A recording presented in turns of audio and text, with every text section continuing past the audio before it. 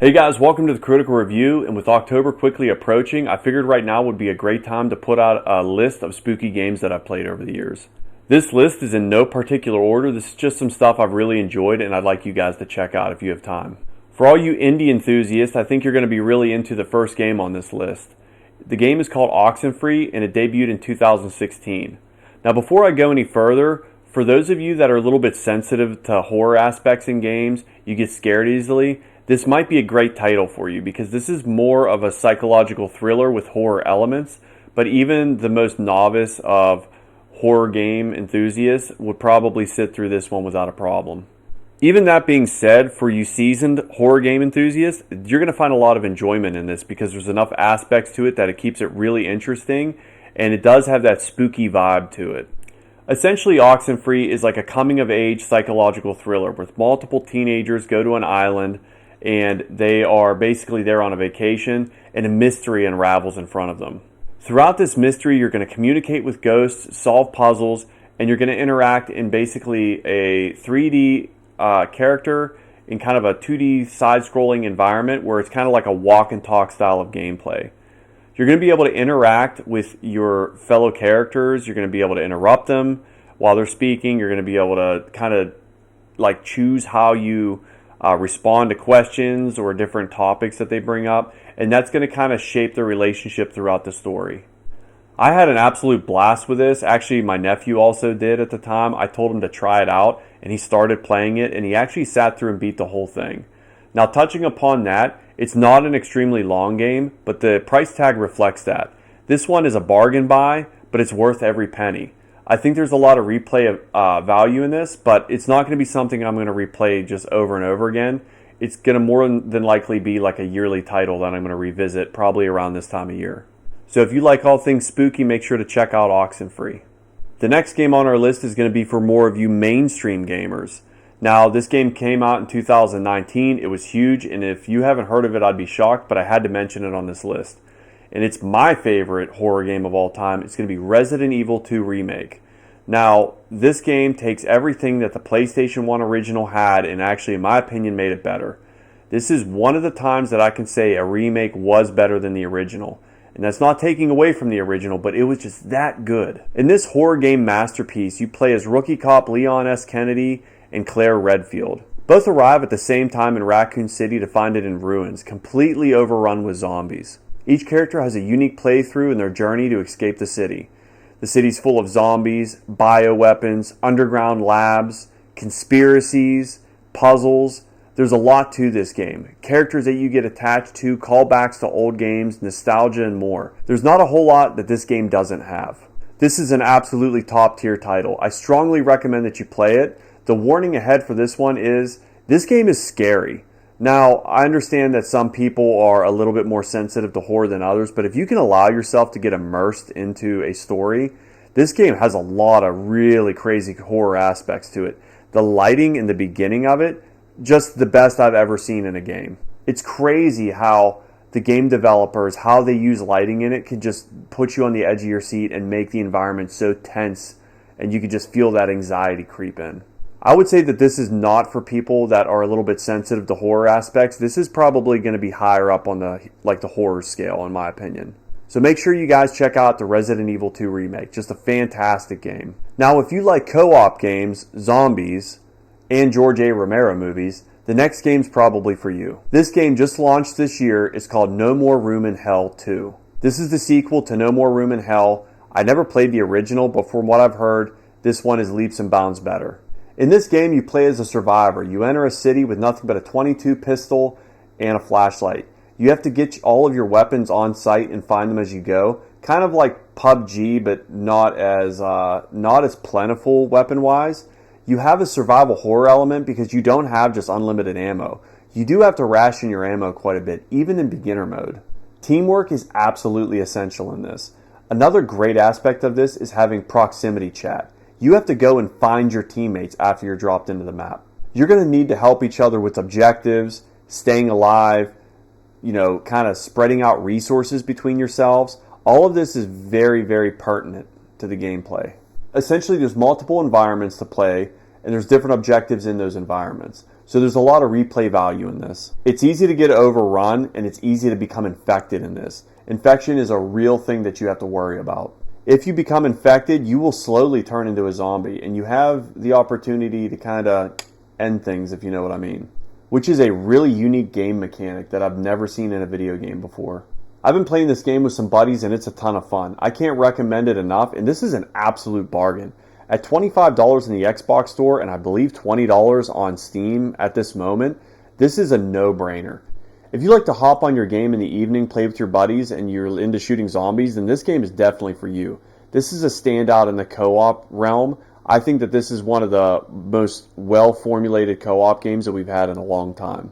As far as how scary is it, it's not super duper scary. It's more anxiety induced whenever you start to get swarmed and you have those heightened moments where you kind of get on the edge of your seat because it's kind of do or die. But as far as like long-lasting horror elements, I don't think this one's going to give you nightmares. So if you guys like zombies, make sure to check out No More Room in Hell 2. And on to probably the quirkiest game on this list.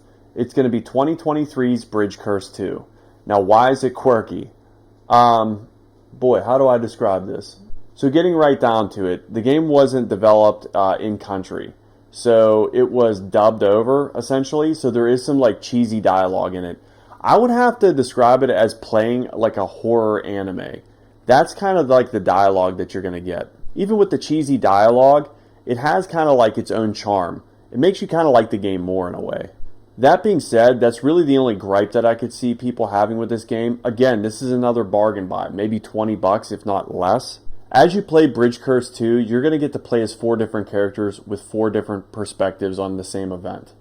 The character develop is pretty solid, and the actual, like, I wouldn't call them boss fights, but the boss sequences are really well done. They're original, they're fun to play. This is more of an evasion game, kind of like you have to avoid the boss more so than you're fighting anything. But that kind of makes it like high stakes. Almost like that Alien game that came out that you have to avoid the alien the whole time. I would say that some sequences can kind of remind me of that.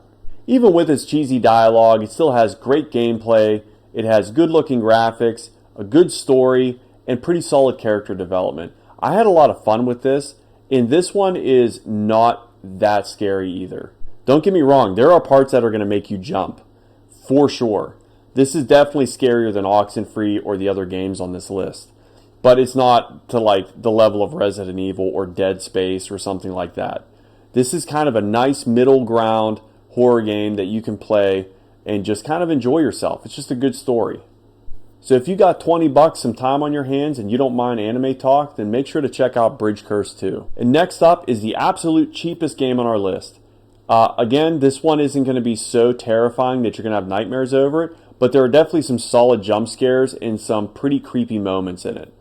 This game, my son actually picked out. It's called Boba Tea Shop. I know, Boba Tea Shop. Just let me explain. You do exactly as the title describes. You own a boba tea shop. You go in there, customers come in, and you make them what they order. Now, as this happens and the time goes on, your mental condition starts to deteriorate. You start to see things, creepy stuff starts to happen, and it's fun because it's kind of a crawl, walk, run type of horror game, where you start off with just maybe a little bit, maybe a jump scare, nothing crazy, stuff that can be explained. And it really does follow that horror movie formula where things get worse as time goes on.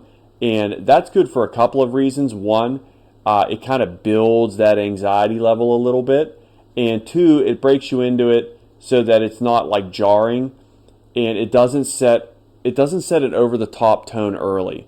I think a lot of games make that mistake where they show something crazy right off the bat, and unless they can carry that same energy throughout the game, sometimes they struggle. But whenever you have that solid build up, I think that really benefits the game because you're reaching the crescendo more so towards the end of the game, probably where the height of the game should be. Boba Tea Shop doesn't have cutting edge graphics or high paid voice actors, but what it does have is a style of gameplay that kind of lulls you into relaxation and then jars you right out of it. I think that's a really, really useful dynamic that they used in this game.